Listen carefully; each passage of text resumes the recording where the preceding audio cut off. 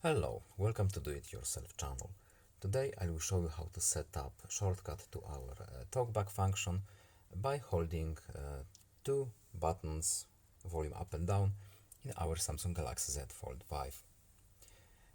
To set up this shortcut we have to go to settings, then we are looking for accessibility options, and here in advanced settings menu we have volume up and down buttons.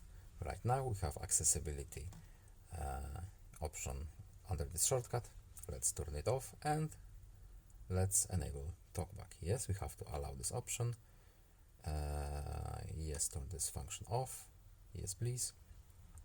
And now it should be set up. Let's see if it's working. So volume up and down for 3 seconds. 1, 2, 3. Again.